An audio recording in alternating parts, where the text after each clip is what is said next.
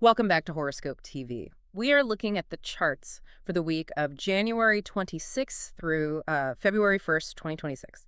And this week, we are zooming right in on the data for Scorpio. I have to say, I've been reviewing the planetary geometry for this upcoming week, and the configurations are, well, they're distinct. We aren't looking at your standard run-of-the-mill transit map here. This looks more like a collision course. That's a good way to put it. It is a study in pressure dynamics, to put it mildly. If you are a Scorpio, or if you're tracking the chart of a Scorpio, the data points for this week indicate a massive convergence of energy. Yeah. It's just all in one place. A convergence. I like that. Yeah. We're looking at a week that really functions as a fulcrum. You've got the end of a very long, very internalized chapter, and then the violent, perhaps explosive beginning of a new one. Okay, see, explosive is a word that gets thrown around a lot in pop astrology, to drive clicks. Right. But looking at the position of Mars and Pluto, which I know we'll get to, it seems, almost mechanically accurate here. This isn't just a mood swing. This looks like structural engineering. That is the perfect framework. It really is. Yeah. Structural engineering. Yeah. The chart suggests this profound tension between two very distinct areas of life. The overarching theme for Scorpio this week is domestic versus career evolution. Right. But don't let that kind of mundane title fool you. This is a tug of war. It's a battle between the private sanctuary, the fourth house of home, family, roots, and the public stage, the 10th house of career, reputation, and legacy. So we're dealing with a vertical axis tension, literally the bottom of the chart versus the absolute top of the chart. Precisely. The mission for Scorpio this week, if you want to call it that, is to find some kind of equilibrium while the ground floor is undergoing a massive, chaotic renovation. Okay. And the roof is being used for a public gala. That is a fantastic image. It is about balancing these internal, almost nuclear shifts with very external, high-visibility demands for performance. And the nuclear aspect you mentioned, I have to assume that's the Mars-Pluto conjunction, right? That has to be the headline event. That is the nude event, yes. Yeah. It is a rare alignment, and it's happening right in the home sector. But before we can really dissect the explosion, we have to look at the fuse. Okay. The week starts with a very specific setup that triggers the whole cascade. Let's start there then. Let's look at the data for Monday, January 26th. The charts show a first quarter moon in Taurus. Now, usually when people hear Taurus, they think stability, earth sign, grounded, steady. But here, it looks like a major friction point. Context is everything in astrology. It's so true. Yes, Taurus is fixed earth. It represents the immovable object. Right. Scorpio, the sign we're analyzing, is fixed water. That is the unstoppable force. So when you have the moon in Taurus forming a square, which is a 90-degree angle of pure conflict, to the Scorpio sun or ascendant, you get a stalemate. And this is hitting the relationship sector, is that right? It's hitting the axis of mine versus yours, the 7th house. A first quarter moon is always a crisis of action. It's a point in the lunar cycle that it demands that you make a decision. But the decision is stuck. It's stuck. Because with Taurus involved, the energy is stubborn. Monday kicks off with this deep feeling of resistance.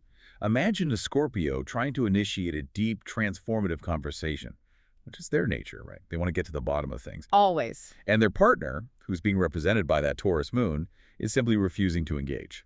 They're just like, no, I just want to have dinner and watch TV and be quiet. So the stability of the partner, the very thing that's usually a comfort, becomes the irritant. It becomes the obstacle. The Scorpio is already feeling the pressure of the upcoming Mars-Pluto conjunction. They're vibrating at this incredibly high frequency, and the Taurus energy just acts as a damper. It's like trying to rev an engine with the parking brake on. Exactly like driving with the parking brake on. The friction comes from the fact that neither sign is mutable. Neither sign wants to yield an inch. Wow. Okay, so that sets a really frustrating tone for the start of the week. But Monday has another data point that I think is even more significant, structurally speaking. Neptune enters Aries. This is huge. And we need to pause here because this isn't just a weekly transit. This is a generational shift. Okay. Neptune takes roughly 165 years to circle the entire zodiac. It has been in Pisces, which is its home sign, since 2011. Which has been a very watery, very abstract, kind of dreamy period. Extremely. Neptune in Pisces is the era of the dreamer, the mystic, the dissolving of boundaries. It's been a period where concepts like manifesting and vibes were the dominant cultural currency. Right. But now, Neptune moves into Aries. Aries is the first sign of the zodiac. It is pure fire. It is the warrior. It's the pioneer. So we are moving from the dreamer to the crusader. That is the shift, precisely. For Scorpio, this transit impacts the sixth house of daily work, routine, health, and service. And the implications are profound. The days of suffering silently for a paycheck or working a job just because it provides security are effectively over. Neptune in Aries dissolves the tolerance for boredom. It demands that the daily grind be a crusade. A crusade. So it's not just about finding meaning, it's about fighting for something. Yes. It sounds like the motivation engine is being swapped out. Instead of running on duty or obligation, the Scorpio now needs to run on adrenaline and belief. Belief. That's a powerful word for the work sector. Belief is the key word. Neptune rules belief. Aries rules action. So the belief must be actionable. If a Scorpio is sitting in a cubicle on Monday doing data entry that feels completely disconnected from a larger fight or a mission, they're going to feel a somatic rejection of the work. So not just mental burnout, a physical revulsion. Yes. It won't just be, I'm bored. Yeah. It will feel like, I cannot physically be here. My body is rejecting this environment. Wow. That adds this whole layer of existential urgency right to the start of the week. You've got your relationship break checking you, and your job suddenly feels like a cage if it doesn't have some kind of spiritual purpose. And that urgency, that feeling of being trapped, Yeah. is the prelude to Tuesday, January 27th. This is where the pressure vessel finally creates a crack in the hull. The main event? Mars conjoins Pluto. Okay, let's analyze the mechanics of this, because this is heavy stuff. Mars and Pluto, these are both rulers of Scorpio. Correct. In traditional astrology, before we had telescopes that could see the outer planets, Mars ruled Scorpio. It represented the severing, the heat, the passion, the sting. The warrior aspect. Yes. Modern astrology then assigns Pluto to Scorpio, representing the underworld, deep transformation, secrets, and atomic power. So having them meet conjoin is essentially a family reunion of the two most intense archetypes in the entire solar system. It is a fusion event. I like to think of it this way. Mars is the detonator. Pluto is the nuclear material. When they occupy the exact same degree of the zodiac, you get an injection of massive concentrated will. And for Scorpio this week, this is all happening in the fourth house, the home. Which brings us right back to that renovation theme you mentioned. But when you say home, we aren't just talking about the building structure, the bricks and mortar, are we? No, not at all. Hmm? The fourth house is the basement of the chart. It's the nadir.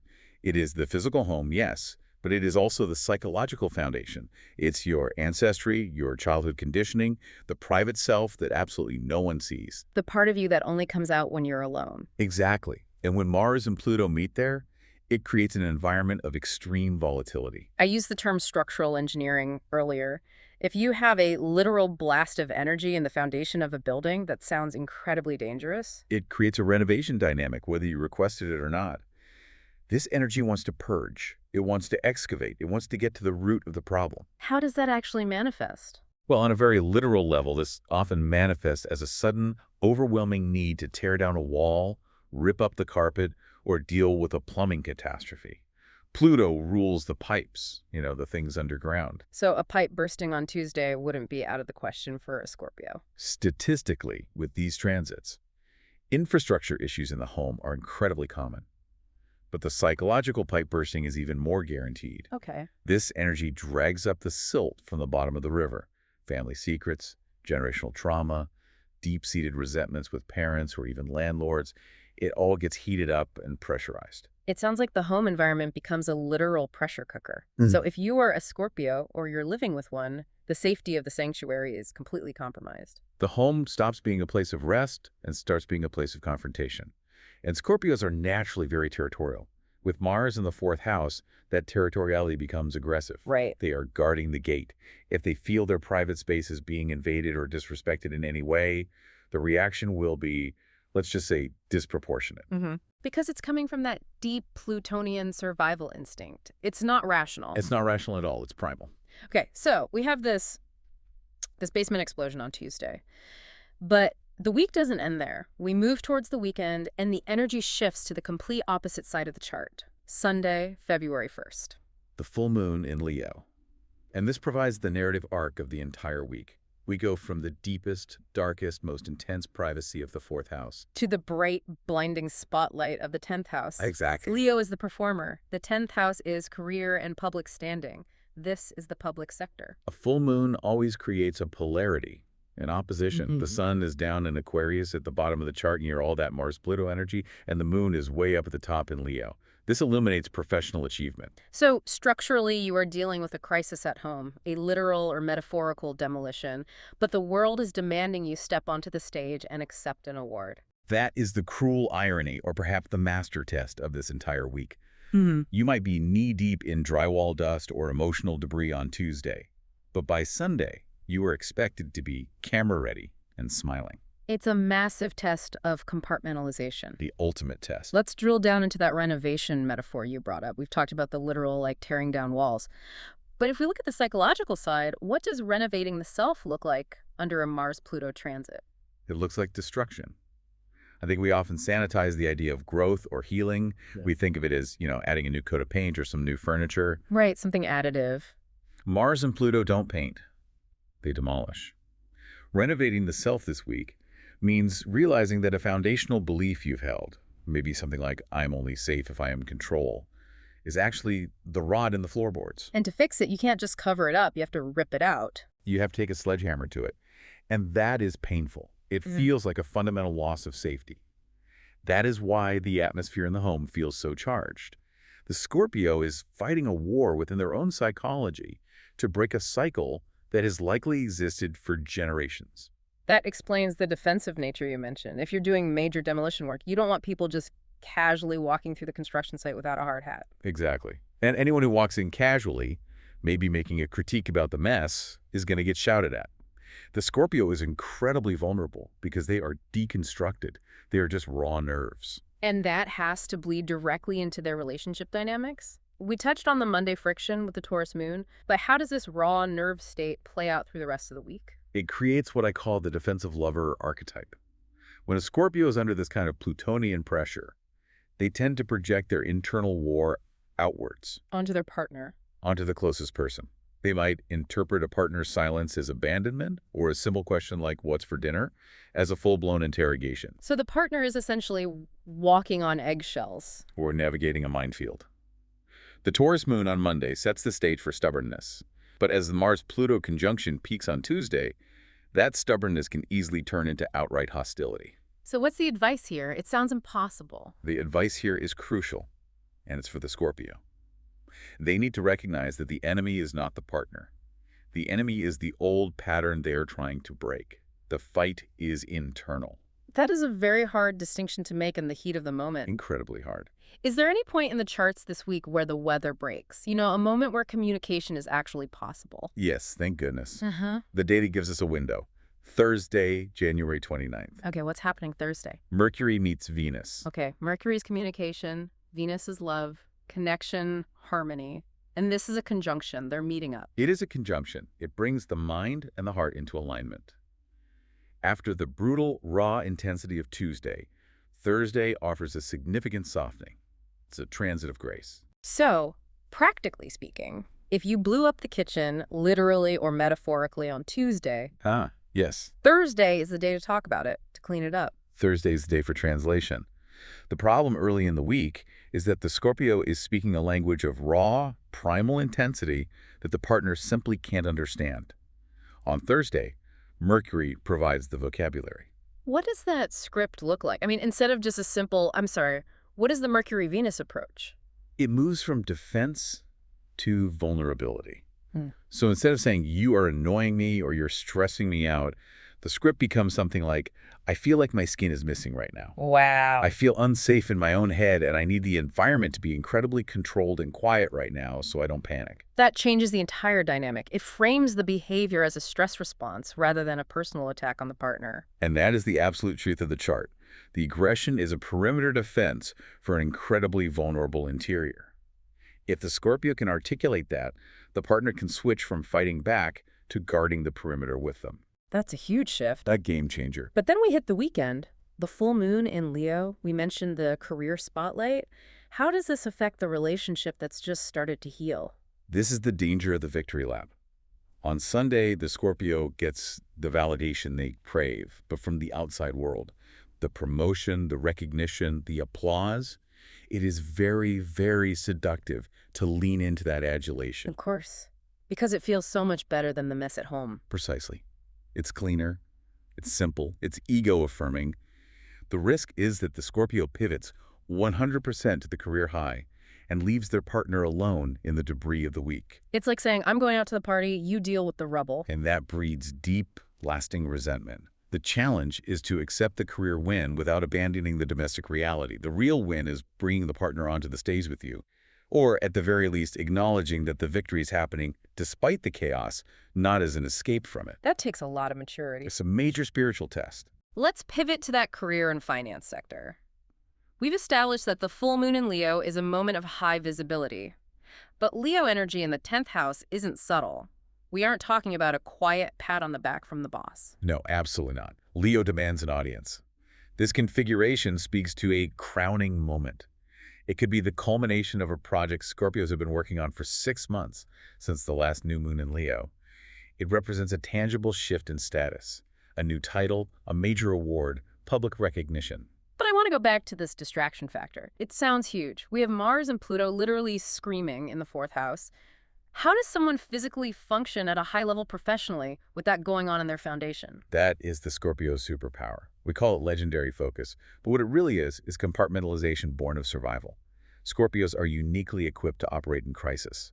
In fact, they are often calmer in a full-blown crisis than they are in peacetime. So the chaos at home might actually sharpen them at work. It fuels them. The adrenaline from the home renovation or the family drama can be sublimated into raw professional ambition. They might walk into that boardroom on Sunday or the Monday following with a level of intensity that just intimidates everyone else in the room. They're running on nuclear fuel. Okay, so they can channel it. Let's talk about the money. Career highs usually track with financial shifts. What does the chart say about assets and income? Well, the income sector looks pretty stable, but the asset sector, specifically linked to real estate and foundational wealth, is highly, highly active. This brings us right back to the Mars-Pluto conjunction. The impulse to buy a fortress, a bunker. It's a very primal drive. I need to own the earth I stand on to feel safe. With this transit, we often see Scorpios making sudden, massive financial decisions regarding property. Buying a house, selling a house, buying a plot of land in the middle of nowhere. Is that a wise move? Mars is notoriously impulsive. That is the risk. Mars says do it now. Pluto says do it at any cost. There is a real danger of over-leveraging or buying a fixer-upper that is actually a money pit, simply because the state of the house matched the internal emotional state of the buyer. So it feels right because it's chaotic, just like them. Exactly. So the advice is to pause. If you see a house you love on Tuesday, under the peak of this energy, do not put an offer in until maybe next week. At least wait for that Mercury-Venus conjunction on Thursday to read the fine print. Please, yes. Don't let the panic of, I need a sanctuary, drive a 30-year mortgage decision. And we can't forget Neptune in the work sector again. We touched on the Crusader vibe. How does that link to the financial success we're seeing? It suggests that money without meaning will feel like ash. It will feel worthless. If that full moon on Sunday brings a big bonus, but it comes from a job that violates the Scorpio's new code of ethics, a code that's being triggered by Neptune and Aries, they won't celebrate. They won't. They might actually feel disgusted by it. That's a heavy reaction. Disgust at receiving a bonus. Neptune creates a deep sensitivity to vibration, if you will, to the soul of a thing. If the money feels dirty or soulless or unearned in a way that aligns with their mission, the Scorpio will want to purge it. They need to feel that their financial accumulation is fueling their autonomy and their fight, not just padding a bank account. That's a huge reorientation. It's everything. Moving to our next section, health and wellness. The chart looks physically taxing. We are talking about a lot of high heat. Mars is inflammation. Pluto is toxicity. When they combine in the sector of the body and the home, the risk is internal combustion. Somatic implosion. Exactly. If a Scorpio suppresses the rage or the powerful drive to renovate, that energy doesn't just disappear. It has to go somewhere. It goes into the tissue. So what does that look like? We are looking at risks of migraines, fevers, sudden inflammatory responses in the body, or even accidents in the home due to rushing and anger, burns, cuts, that sort of thing. So the renovation, the physical act of it, is actually a health strategy. Yes, 100%. Right. Physical exertion is mandatory.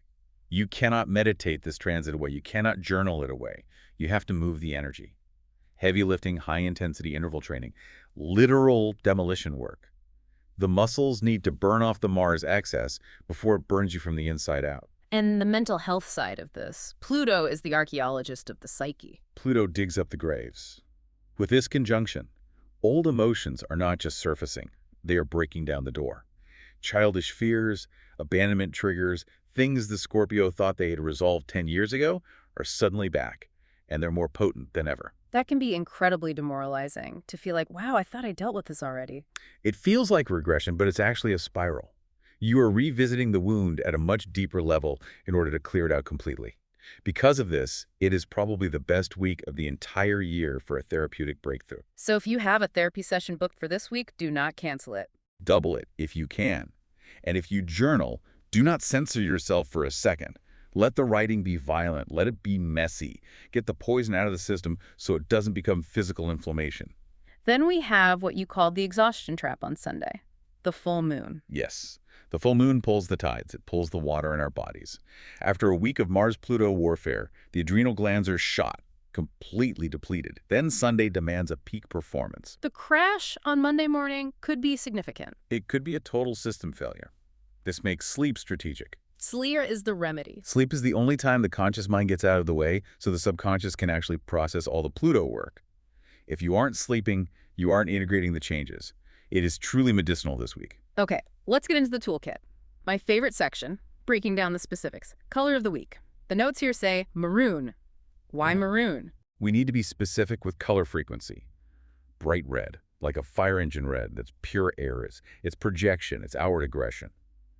Maroon is different. It's dried blood. It's aged wine. It is red that has been oxygenated and deepened over time. So it's a contained power. It resonates with the Mars-Pluto frequency. It represents power that has been contained and pressurized, not just wildly expressed. It's a grounding red. It absorbs light rather than just reflecting it. Wearing maroon this week can act as a form of energetic armor. What does it signal? It signals, I am vital, but I am in the deep work. Approach with caution. I love that. Okay, lucky numbers. We have a string here. 9, 18, 4, 13, 22, and 8. There is a narrative in these numbers. Mm-hmm. 9 and 18 are classic Mars numbers. Completion, aggression, action. 13 is the classic Scorpio number. It's the death card in the tarot, representing total transformation. It's a demolition number. Exactly. But notice the others. 4, 8, and 22. Those are very different. They're even. They feel structural. They are. The number 4 represents the square, the home, the foundation. 8 is the number of material manifestation and power loops, and 22 is the number of the master builder. So the numbers are telling the exact same story as the planets. Use the chaos, the 13, to build a new structure, the 4. Precisely. Chaos without structure is just a mess. Chaos within a structure is an engine for creation. Key dates. We have established Tuesday the 27th for the explosion and Sunday the 1st for the spotlight. So let's look at compatibility. Who is the lifeboat this week for Scorpio? Who can help them through this? Pisces. The other water sign? Makes sense. Pisces is mutable water. Scorpio is fixed water. When Scorpio freezes into a block of ice or boils over with rage, Pisces can just flow around them. With Neptune just leaving its watery home sign, Pisces offers this deep, non-verbal understanding. They don't need an explanation. They don't ask for the logic. That is critical. Scorpio this week does not have logic. They have raw instinct. A Pisces won't ask, why are you tearing down the drywall at midnight? They'll just wordlessly hand you a glass of water. They offer a psychic release valve, a safe harbor. And the worst match, the charts point pretty clearly to Aquarius. This is a geometric inevitability. Aquarius is fixed air. We talked about the fixed square earlier with Taurus.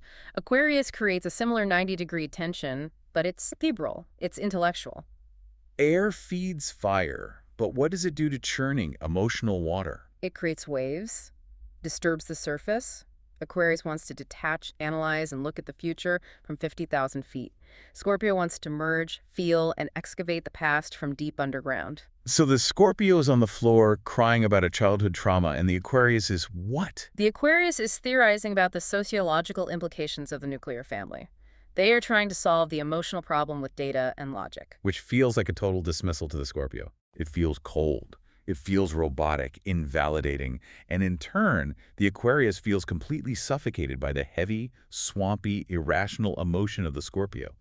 It is a clash of temperature. One is cool and distant, the other is boiling and immersive. The advice. It is best to give each other a very wide berth this week. Just stay in your separate corners of the house. Okay, let's wrap this all up. Let's analyze this for the listener. We have the renovation of the home and the self and the coronation of the career. How do we bring this together? This week is a masterclass in holding tension. The universe is asking Scorpio to do two profoundly contradictory things at the exact same time: destroy the foundation and build a penthouse. It sounds impossible when you put it like that. It feels impossible, but Yeah. it is evolution. You cannot expand your public reach, your career, your 10th house, if you do not deepen your private roots, your home, your 4th house. The renovation in the basement is the only thing that allows the structure to support the weight of the success that's coming on Sunday. So the wobble is actually necessary. It's not a sign of failure. The wobble is the proof that the work is real. If you weren't wobbling, you wouldn't be changing. It's the sign that the transformation is actually taking hold. I want to leave the listener with this thought then. If you are a Scorpio and you're standing in the middle of your living room, literal or metaphorical, and it looks like an absolute disaster zone, do not panic. Construction sites always look like disasters until the very moment they are finished. And sometimes you have to destroy the sanctuary that kept you safe as a child in order to build the sanctuary that fits the powerful adult you have become. Don't be afraid of the sledgehammer. It's your best tool this week. Now, thank you for tuning in to this analysis on Horoscope TV. Navigating the stars is all about preparation, not fear. Use the data. Control your reaction. Build the structure. If you want to keep your charts aligned and get the briefing before the next major transit hits, make sure to subscribe to Horoscope TV. That way you'll get notified the moment our next episode drops. Until then, good luck with the renovation.